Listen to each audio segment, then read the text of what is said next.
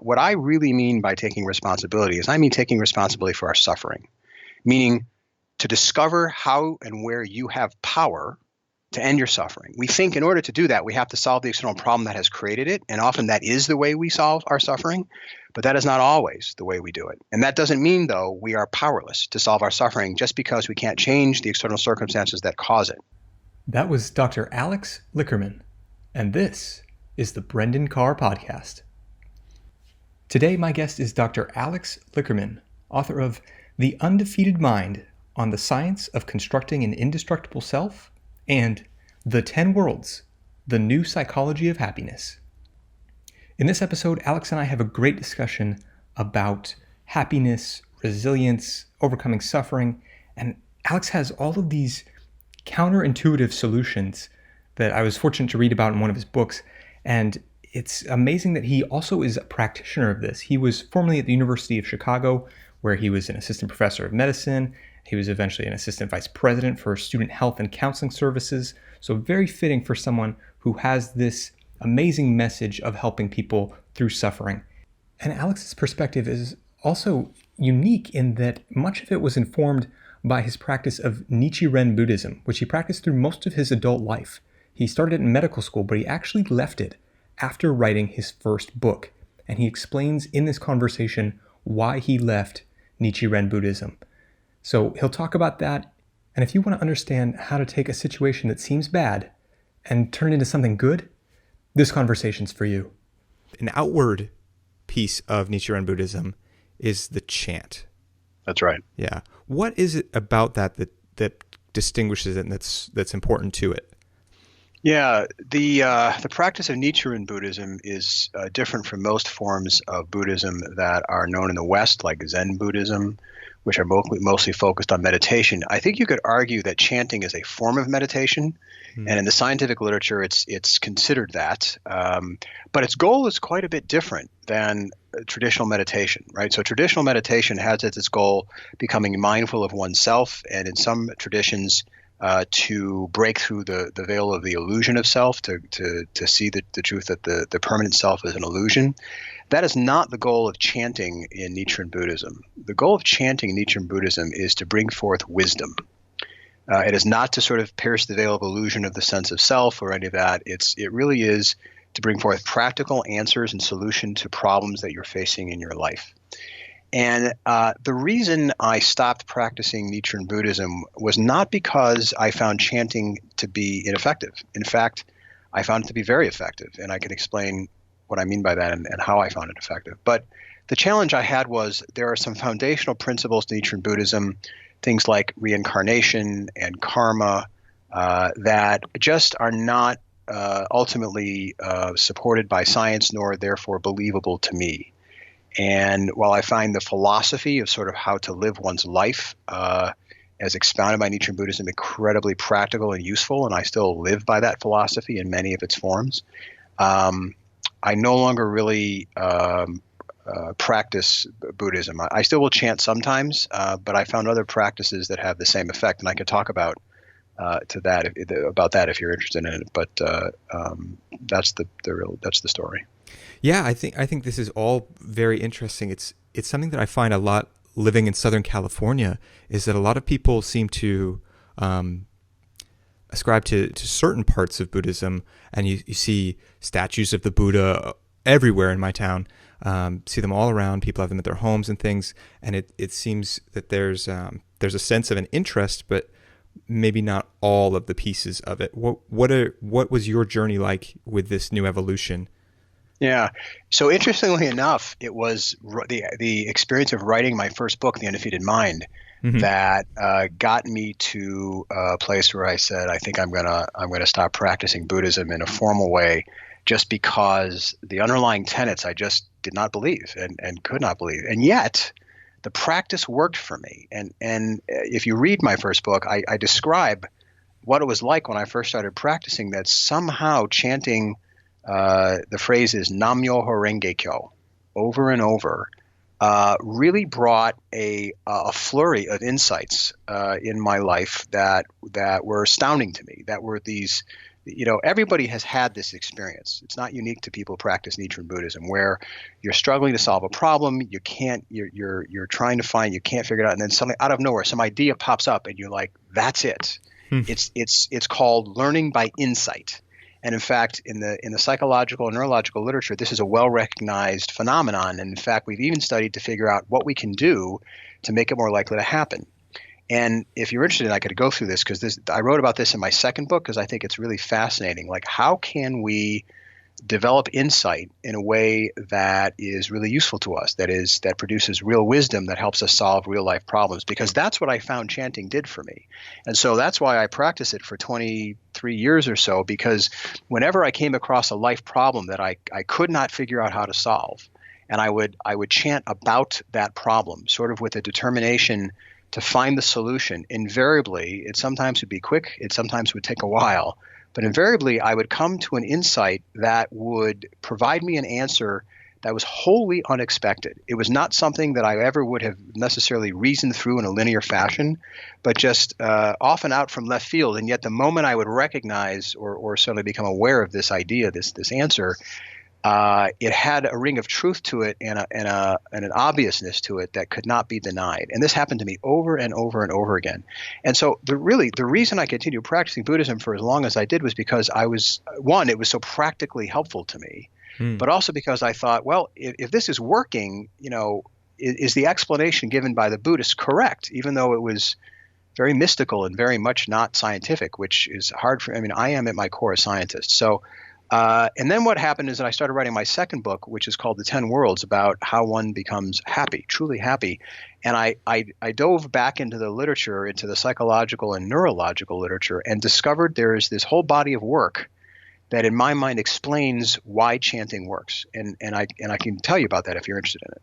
Oh, absolutely. Absolutely. Yeah, I read The Undefeated Mind, and I found it tremendous with the insights, and your stories of coming to these insights were amazing. So perhaps we could start with just a little bit about your story at the beginning of medical school and kind of going through a breakup, just so people have an example of where this chanting did come into play for you.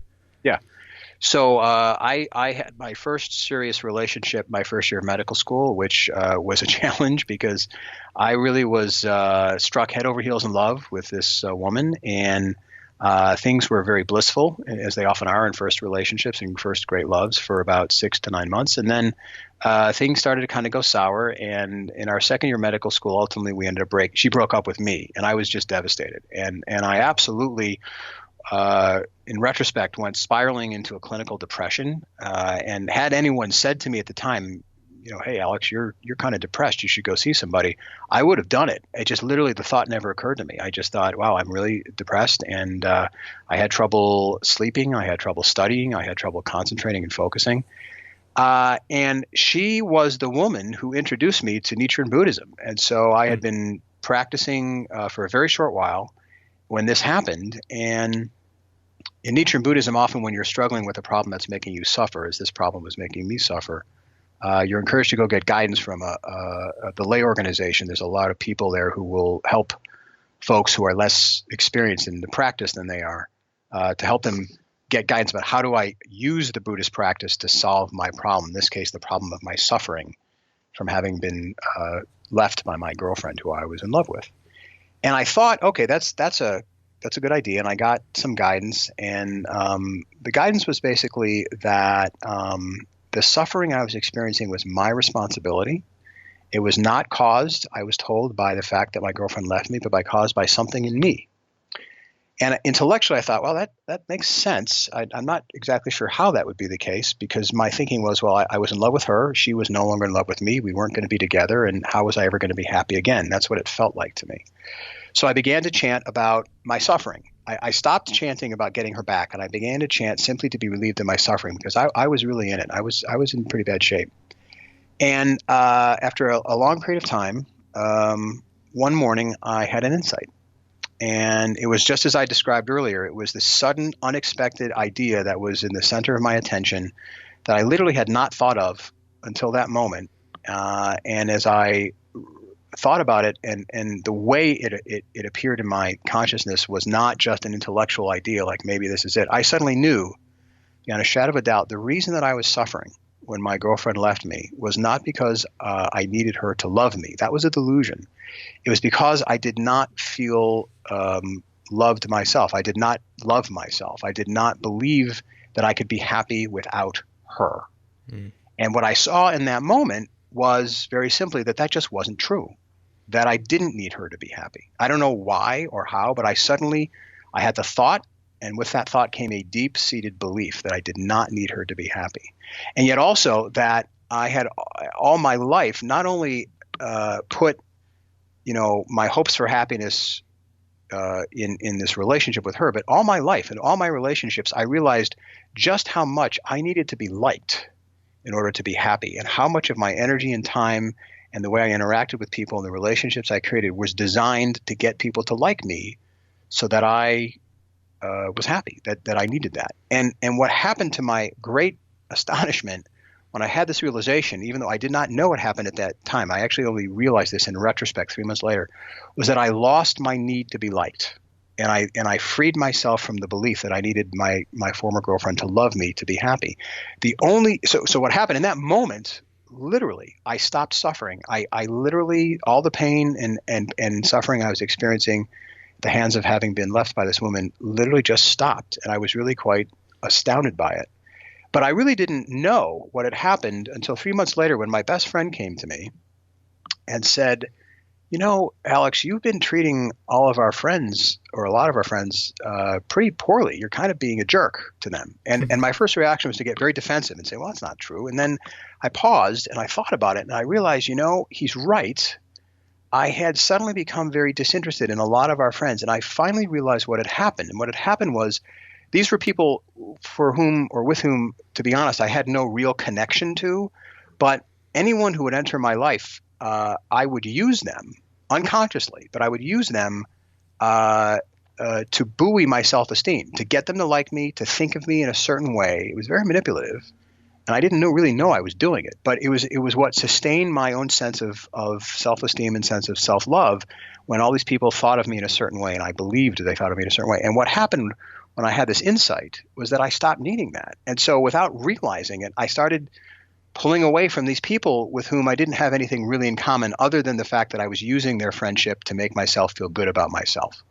And it had just happened naturally without my even noticing. And to me, that was real proof that I had genuinely changed. And since that time, this is now about 30 years ago, my need to be liked, I would not say that it has entirely gone away, because we all want people to like us.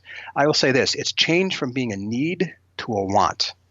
I can tolerate being disliked, and it doesn't obsess me. It doesn't, trap me. It doesn't prevent me from being happy. I can let go of it when I discover someone doesn't like me, or I think that they're not liking me. It no longer has any hold on me. Wow. And that was to happen in a moment was a pretty profound experience. And my thinking about this was that all the suffering that I experienced up to the moment where I had this insight was what was necessary to get me to that insight. That, and the attitude I took while chanting, which was that I am responsible for my suffering. And if there's some belief in me that is bringing me to this point, that's the belief that I have to break through. And that's what it ended up being. And that's one, I wrote about that example in the the Undefeated Mind.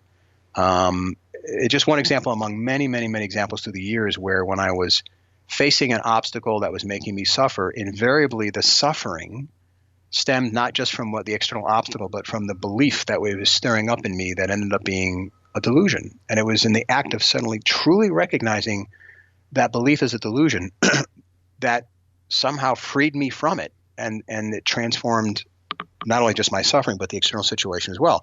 Because now, I broke up, my girlfriend had broken up with me, and it's not that I didn't care, but I was no longer suffering over it. I was actually able to finally move on, and that's what I did. Wow, this seems such a valuable insight to come to in a flash. Like I know personally, I want to be self-aware, and I journal and I meditate and reflect on things, but to come to like that, it seems so valuable. Why the change? Why the evolution in your practice? So for the research I did for my second book, The 10 Worlds, I was very interested to understand. I always had felt that from the day I began practicing when I was 22, that there had to be some type of scientific explanation, right? The Buddhist explanation is that by chanting Nam Myoho Renge Kyo, we're chanting the mystic law, which is the fundamental mystic truth of the universe. And I just really never bought that. It's just not the way I think. And so I thought there had to be some psychological, even neurological explanation for why by chanting, I just had this conglomeration of insights that were so profound and deep and life-changing that it couldn't have been a coincidence. The chanting had to be involved. Well, in between the time when I wrote my first book and wrote my second book, there were some studies that came out that sort of developed a theory.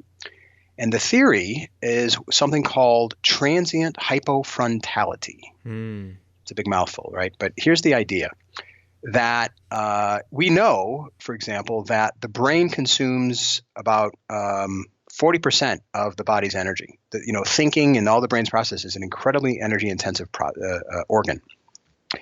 And the theory here is that different parts of the brain have different functions. We've known that for decades, and they compete for energy. And so that when one part of the brain needs to be activated in order to meet the demands of homeostasis and survival and all those things, other parts of the brain sort of shut down a little bit. And so one of the theories here is that there are things that cause transient hypofrontality, meaning the frontal lobe where higher order executive function is housed. It's the part of us that is self-aware. It's the part of us that's sort of like the conductor. It's the conscious part of us that puts the reins on our impulses and tries to direct what we do in a conscious way. It has a very linear thought process, a very energy-intensive thought process. It requires a lot of energy to engage it. And there are times when we do things where that part of the brain kind of downregulates. It doesn't do a lot. So for example, when you're doing anything out of habit, which is actually 80% of our behavior is habit driven, meaning there is a environmental stimulus, we have an automatic reaction and then some reward. So for example, people mostly understand this. When you get into a car, most of us will reach over and put on our seatbelt without even thinking. We're not actually consciously paying attention with our frontal lobes to the fact that we need to grab that seatbelt. What's happened is through years of repetition where we are paying attention, a different part of the brain, a lower part of the brain takes over that action. So it's unconscious, meaning we're not quite paying attention to the fact we're doing it. I don't know if you ever had this experience, but I have, where you drive home the same way every day, and then one day you realize, oh yeah, I have to stop off somewhere, but you get distracted by something, maybe a song or you're talking on your cell phone, whatever, and you realize you've driven home when you meant to drive and stop off somewhere, because despite the fact this is a complex series of behaviors to drive a car home, it's automatic. It's actually, the behavior is not coming from the frontal lobe. It's coming from a different part of the brain, the part of the brain that guides or drives habitual behavior. And the reason we think this evolved is because it's a very low energy requiring activity. Even complex habitual behaviors do not require a lot of mental focus, a lot of energy. It doesn't require a lot of energy. Okay, so with that as background, what we've learned is, the difference between problem solving through linear attention, through specifically trying, solve a problem consciously, and then problem solving through insight. And problem solving through insight, we have identified, is really done at an unconscious level. Our unconscious minds, our unconscious brains, the part of our brains that make up that part of our minds, have incredible processing power. That part of our minds can process multiple reams of data in parallel. It does not have to think linearly. Our conscious minds think linearly. We think we can multitask. That's actually an illusion. When people are multitasking, they're actually switching back and forth between a whole bunch of activities. But with your conscious mind, you could actually only focus on one thing at a time. And conscious problem solving is incredibly powerful for some types of problems, like for math problems or for counting or things like that. Very, very powerful. But it's not very creative.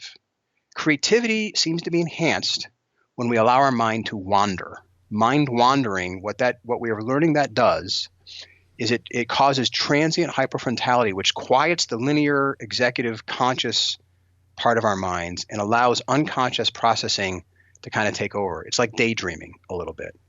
And we all have experience of this, right? I will challenge you or anyone listening now to think about any problem you've had and you hit a brick wall, and maybe it's like you're trying to write something or you're trying to solve a problem. You just can't figure out what it is. And then one day, suddenly, when you're not even thinking about the problem, bang, there's this idea in front of you, this new insight that you never had thought of before, but you get incredibly excited. It's this eureka moment because it's the answer. And it's thinking about it in an entirely different way that your conscious mind had never, it is plotting linear way of thinking was never going to come across. So what we're figuring out is that this is the unconscious mind doing its processing underneath, that suddenly an answer pops up. And what we've discovered is there are activities that promote mind wandering and that actually help the unconscious mind to come to an intuitive, unexpected answer. And these types of activities are things like exercise.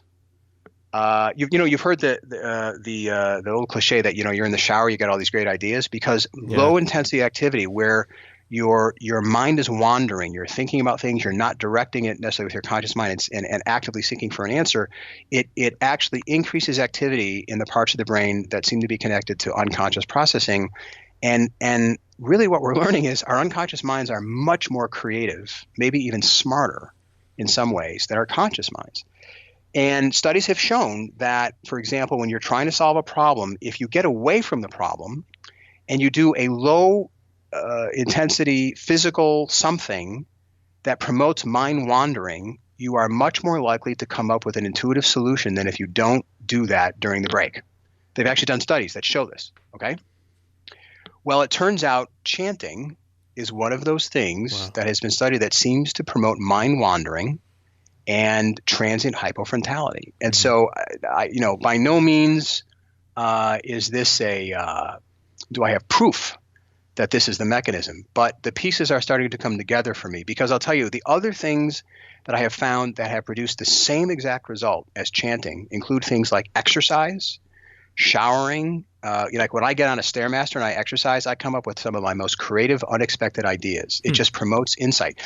And then there's one more piece to this. The other piece of this is that we direct our unconscious minds with our conscious minds all the time, right? We have a problem we're trying to solve. We can't get in. We can't figure it out. And we say, I'm going to get away from this. I'm going to let myself percolate on it, right? Mm-hmm. Well, there's evidence to suggest what's actually happening when we're percolating on it is that our attention wanders, our mind begins to wander, but our unconscious minds are still working on this problem. And often we'll come up with a solution if we give it a chance to do that. And we take the controlling part of our minds, the conscious part, away from the problem.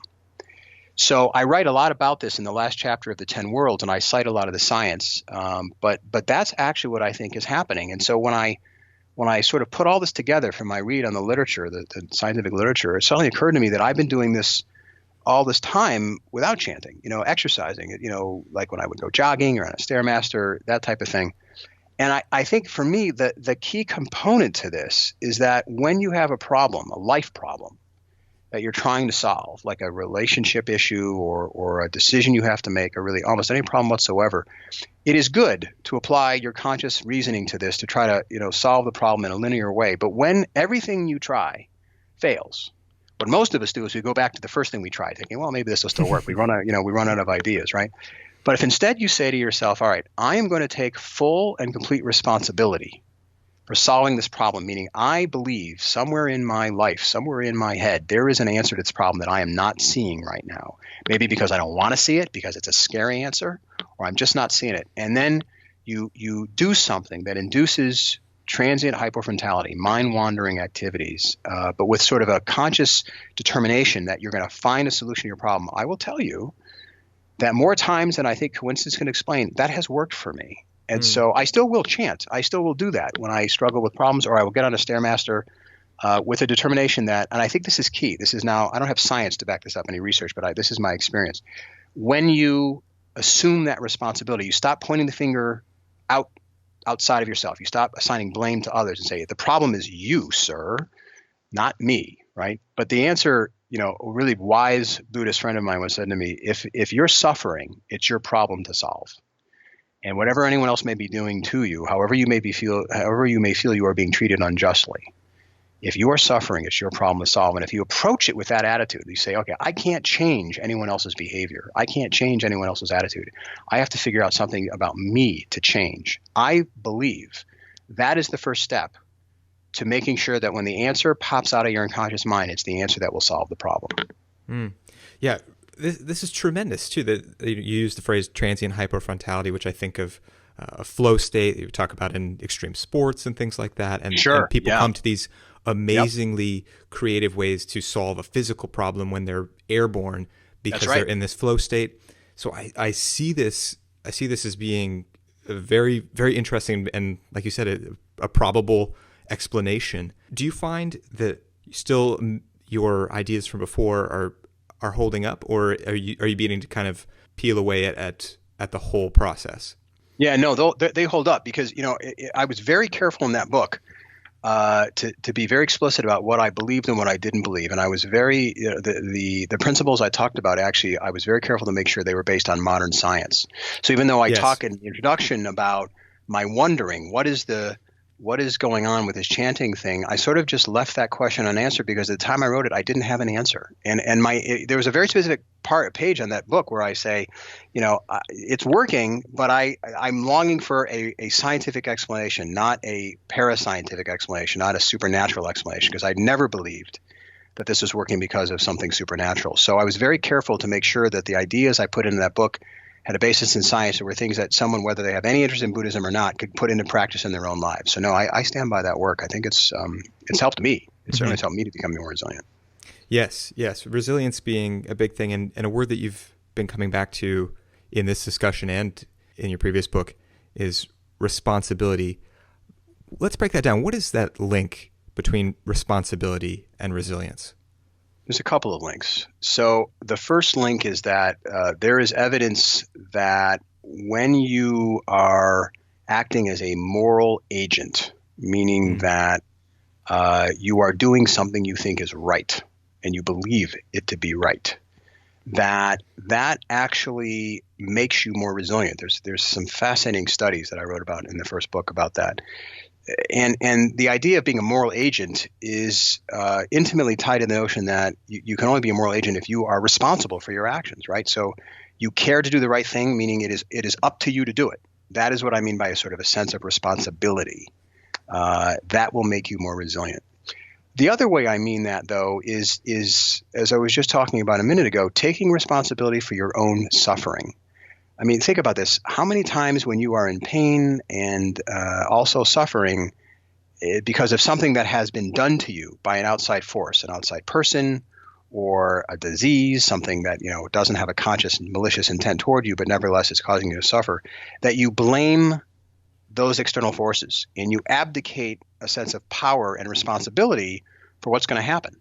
And by that I mean not necessarily whether you'll be cured from your disease or not, or you'll be, find another job because you were fired, but from the suffering that those experiences are bringing you. And so what I really mean by taking responsibility is I mean taking responsibility for our suffering, meaning to discover how and where you have power to end your suffering. We think in order to do that, we have to solve the external problem that has created it. And often that is the way we solve our suffering, but that is not always the way we do it. And that doesn't mean, though, we are powerless to solve our suffering just because we can't change the external circumstances that cause it.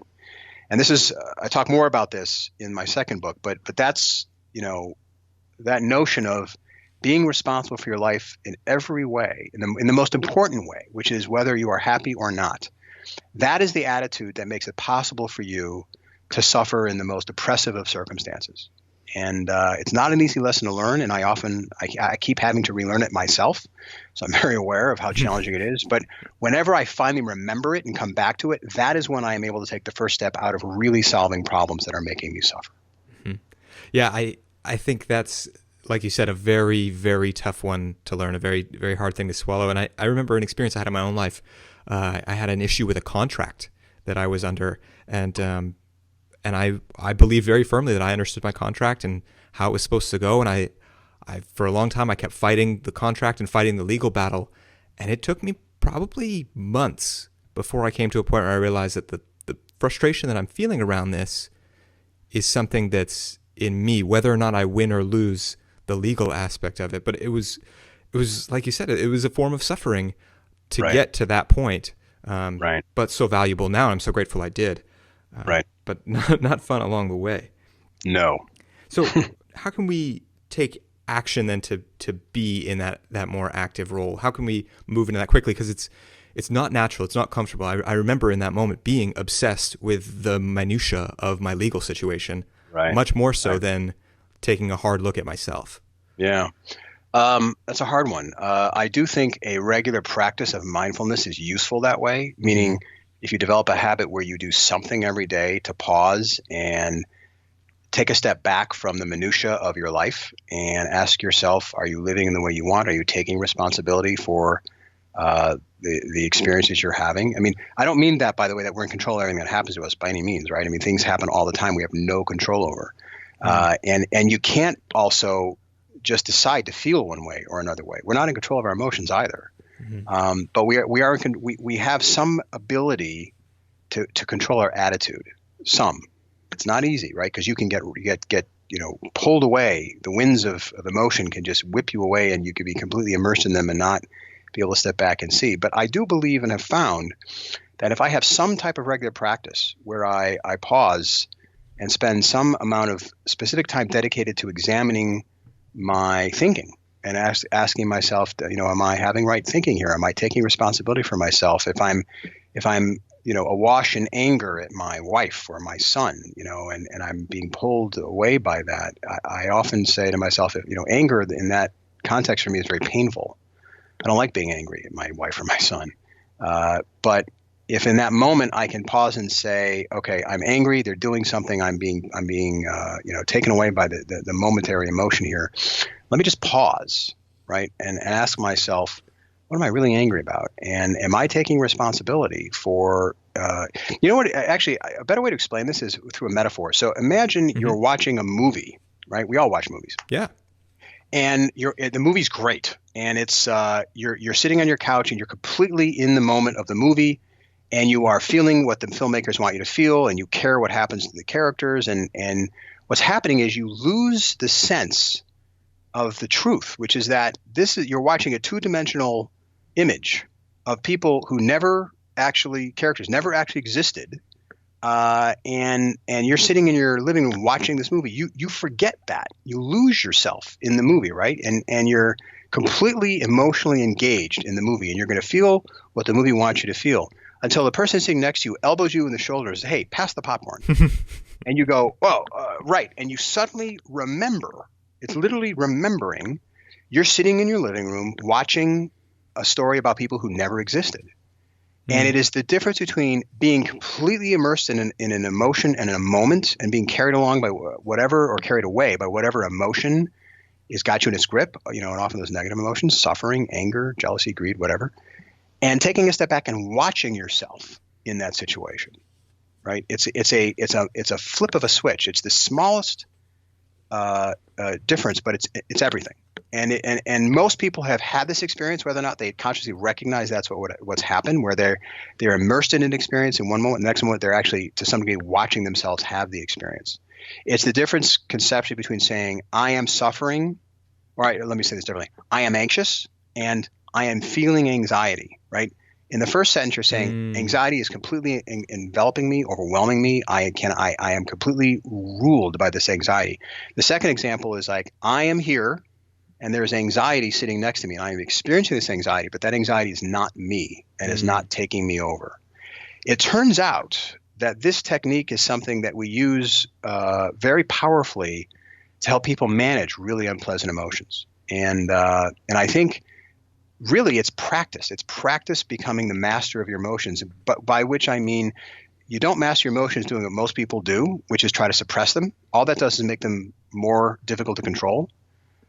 You master your emotions by fully and completely embracing and accepting them, even the unpleasant ones. This is, for example, how we treat people who have panic attacks. We teach them not to fear panic, not to run from the fear, but to accept it, to embrace it, to say to that fear, bring it on.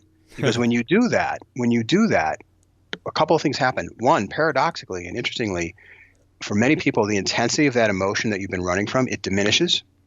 That's not the intent, though. The intent is not to get rid of the feeling. It is to tell yourself, to recognize you're strong enough to feel it. Because then what happens is when you embrace it, it stops controlling you. It stops driving you to do whatever you feel you need to do to get rid of it. And actually you realize I can manage this anxiety in the service of whatever goal I have or whatever. And that, I think, is the way to become mindful enough so that you are not carried off by your negative emotions, but actually can take responsibility for them and for your suffering, and then begin to say, okay, why am I suffering like this? What is the deluded belief I have that is being stirred up here that is making me suffer in response to this person or this event? I think it really comes, from practice of being mindful of one's own reactions and of accepting one's own emotions, which as a society, I think we suck at. I would agree. And another thing that I know I can suck at sometimes is the self-belief piece that you're hitting on here, the sense that I am strong enough to handle this. Yes. And Yes. and kind of pinning that down. How can people overcome self-doubt a bit? And as you said, to see self-doubt as an enemy rather than a flaw. Well, if by self-doubt you mean the doubt that you can withstand the unpleasant emotions that your life keeps stirring up in you, is that what you mean? Yeah. Yeah. I think there's only one way, and I think it's practice. Olympic athletes are not born having a higher pain tolerance than everyone around them. I mean, there's definitely a genetic component to your pain tolerance, but they achieve an unbelievable ability to tolerate pain that non-athletes cannot tolerate through practice. They just literally do it again and again and again. Think of, a weightlifter, right? The pain that you feel when you're lifting weights, that is real pain. It is not fun. Mm-hmm. But weightlifters aim for that, right? Because they're so determined to grow. So if everybody sort of looked at the emotions they feel that they're traditionally considered to be negative, right? The biggest one is probably anxiety, followed quickly by depression. And instead of running from those feelings, actually learn to embrace them. I'll give you an example of what I mean. So I had a friend who had to do an MRI for some reason. His doctor ordered an MRI. Mm-hmm. And I don't know if you've ever had an MRI or any one of your listeners have, but MRIs, traditional MRIs, it's like being put into a coffin. Yeah. The area that you're in is so tight. Even people who don't suffer from claustrophobia will often have trouble with this. And my friend was no exception. In fact, he told me he was very worried because he had an MRI set up for the next week, but he tried and failed to complete it 5 times. Ooh. This was despite being given a sedative. He just was so panicked when he got into that machine, he could not stay in it. And he was distraught because he said his doctor said, you have to have this, and he just didn't know what to do. This is before, by the way, the advent of open MRIs, where you didn't have to be in a coffin space. So I said to him, here's a suggestion. When you get into the MRI suite and you get into the MRI machine, you look at that anxiety as if it were a separate person from you. And instead of running from it and doing everything you can to get rid of it, because the only way you can get rid of it is to get out of the MRI, which is what you don't want to do, right? You have a goal, which is to stay in the MRI, and you have a feeling, the anxiety that is driving you to get out of the MRI. Change your goal. Your goal should not be to get rid of the anxiety. Your goal should be to feel it. And I said to him, look at that anxiety, and you say to that anxiety, bring it on. Bring it on. I'm going to feel this. I'm going to lean into it like it was a physical thing, and I'm just going to sit here and feel it. And I saw him the next week, and he came up to me and he said, you know what happened? I did what you said. I got in an MRI machine and I said, bring it on. And he said, I never even felt it. and he finished the MRI. So the point I'm making is, it is literally our attitude. It is the choice we make. Because what happens when you feel anxiety and you say, I can't feel this. This is too awful. I got to get away from this. You look for every way to escape it. And if you can't escape the circumstances that are causing it, you can't escape the feeling. And the fact that you can't suppress it, it only makes it worse, because then you get anxious about the fact you can't stop yourself from feeling anxious. And that's how it spirals into a panic attack for many people.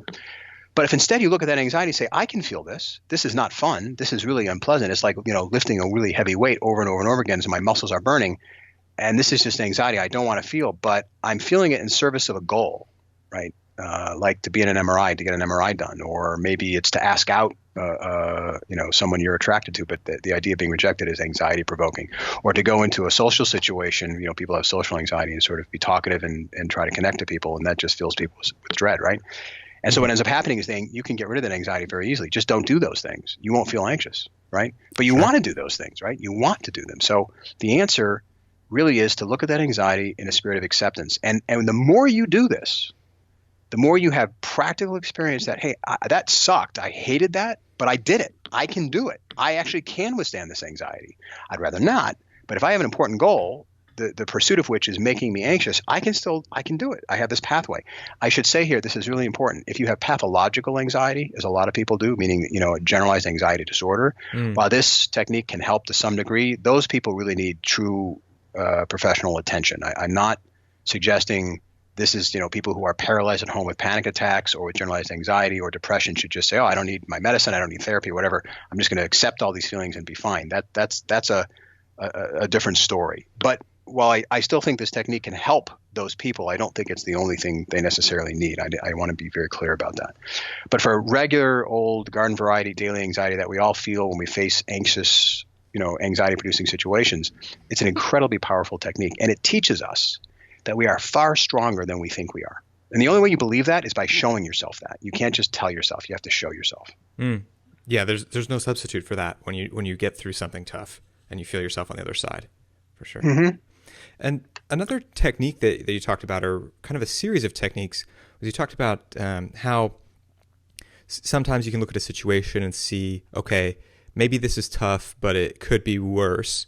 Or another thing that people can do is what you call benefit finding, and how that seems to be more effective. Why is that?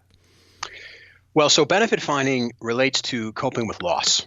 And, it's a Buddhist aphorism that everything is transient, and that what that means for people is all the things to which we are attached that bring us joy, we are destined to lose.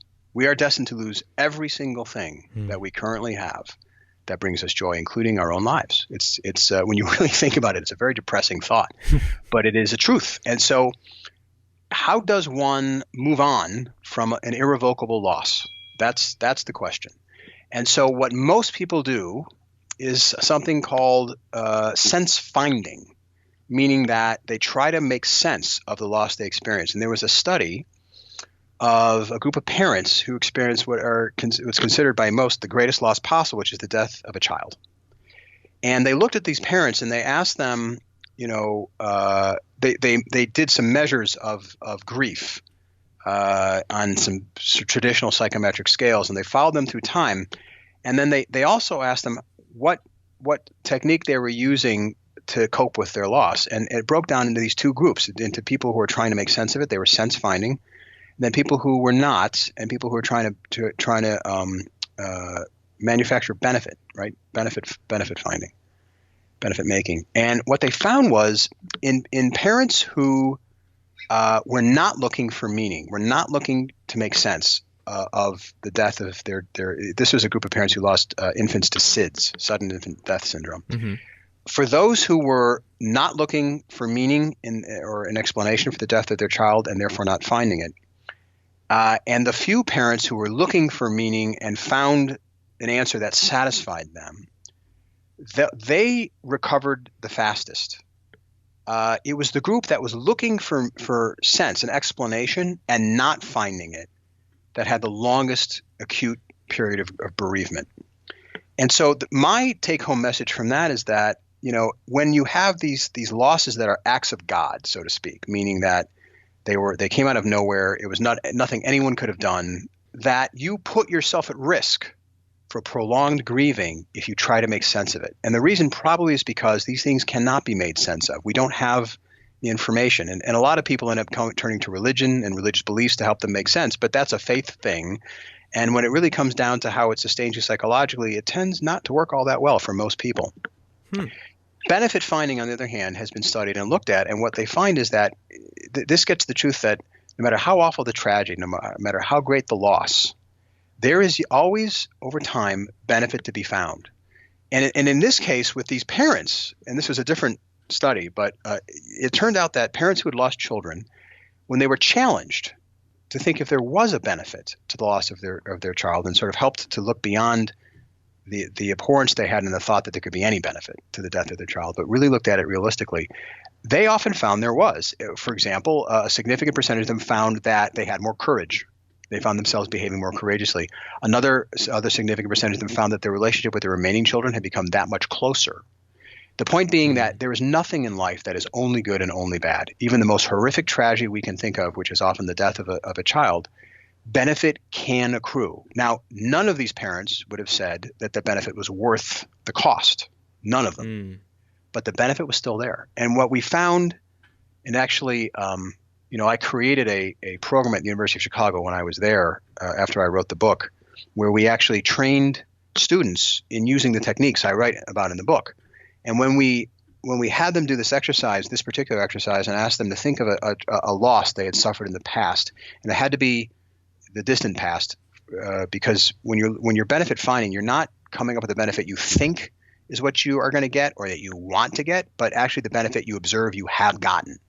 So for that to happen, the loss has to be a little bit more in the past. And we challenge them to write down about their loss, and then at the moment challenge them to write down what did they think that loss benefited them from. Almost everyone in the class, to a person, would make a statement to say that there was something they wrote down on that list that they had never thought of before, that they did not expect to write, but was there for them to write at the moment they were challenged to write it. And they suddenly realized that really was a benefit. Wow. And what the studies show is that when you can identify a benefit in that way and really are convinced, yeah, this is a valuable benefit that I care about, and it wouldn't have happened if I hadn't suffered this loss. Something about that helps you move on. Mm-hmm. It's turning the loss into something meaningful, and something about that is like a psychological salve to us. Yeah, it's interesting how this is an idea around loss, and another thing that you've talked about is how you talk about an interesting way to practice gratitude. It's not like anything else I'd ever heard suggested before, because everyone talks about thinking of things you're grateful for in the morning or journaling at night. But what is your method for gratitude? Right. So studies on journaling and gratitude lists are mixed, because the problem with gratitude is it's very difficult to muster for things that you take for granted in your life. Mm-hmm. And it's psychologically the way we're built. When we have something that we value long enough, it just becomes part of our lives. We take it for granted. It's built into us psychologically. And so sometimes just calling your renewed attention to those things is enough to make you feel grateful for them. But a very clever study was done where, sort of like it's a wonderful life idea. Like, you really only feel gratitude for something that you lose or are threatened, whose loss you are threatened with, right? Do you remember It's a Wonderful Life? George Bailey gets to see what life would have been like for his friends and family had he never been born. Yeah, it's a great movie. Incredible movie, right? But the point is, it gives him a sense of appreciation for the life that he lived, that he had taken for granted until it was threatened to be taken away from him. So what they did in the study was they had they were measuring the effectiveness of intervention in producing gratitude, and they had a standard way of measuring the gratitude that's produced. And what they told people to do was to think of something for which they wanted to feel grateful, and to then in their minds go back and imagine what their lives would have been had they never gotten it, in a vivid way, meaning subtract it from your life. And so I thought that's a fascinating idea. And sure enough, it was a much more powerful way to evoke gratitude than simply writing down something you're grateful for and trying to summon up that gratitude. And so I tried this with so the way I've used this is when I get mad at my wife and I think, God, I'm going to divorce her. I can't believe I'm in this marriage. And I pause in my irrational anger, or she's done something to anger me. And I say, all right, so let's say you're going to divorce her, right? Or let's say you never met her. I'll do one of those two things, and in a very visual way, I will literally begin to think in every aspect of my life what it would be like if she were not there. And I think it's the devil's in the details here, right? So I imagine waking up without her there. I imagine getting my son dressed and ready to go to school without her there. I imagine picking him up without her there, having dinner without her there, going on vacations, having to create vacation without her there. And as I'm going through this and I'm really getting lost in what that image would be like, I go from being angry at her to being, I'm like a sobbing fool, because what it does is it makes me remember all the good things that she is. And it completely banishes the angry feeling and gives me perspective and genuinely makes me feel so grateful that I have her, because one day I'm going to lose her, and either because she's going to die or I'm going to die, and I'm going to have to face that. We say someday as if it's never going to happen, but I'm really aware that it's going to happen. And so when I'm in that perspective, when I bother to sort of sit there and mentally subtract her from my life, it brings tremendous feelings of gratitude that she's still here. And I submit. I do this a lot. When I'm struggling with anyone, any type of frustration I'm having, or I'm having negative or dark thoughts about anyone who matters to me, or someone I have a relationship with, I will pause and I will take some time out and I will mentally subtract them from my life. And in order to get because it's an amazing way of sort of being reminded of what's good about them in the first place and making you grateful for it. And it's pretty hard to be in pain. It's pretty hard to suffer when you are feeling grateful. Wow. Alex, I find that tremendously inspiring. If people want to know more about this and your work, where should they look for you online? So I have a website. It's www.alexlickerman, all one word, .com. And if you go to Amazon, if you're interested in reading either of my two books and just put in my name, you'll see them both there. It's The Undefeated Mind is the first one. The 10 Worlds is the second one. They're sort of complementary books. And so if you like the first, you'll probably like the second. And that's where they can go.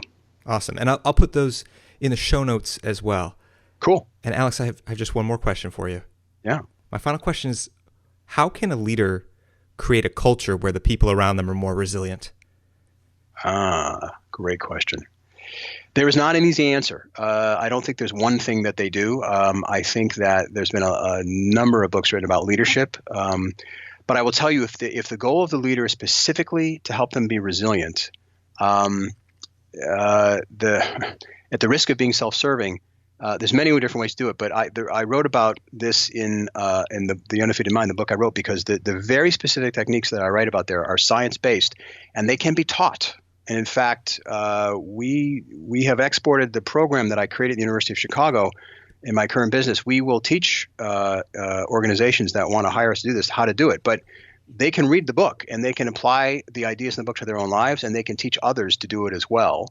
And there's, as you know, 9 specific techniques that can be creatively applied to different problems. It is really a specific thing. It's not just about being a good leader, but a good leader utilizing techniques and processes that really have science behind them that actually work.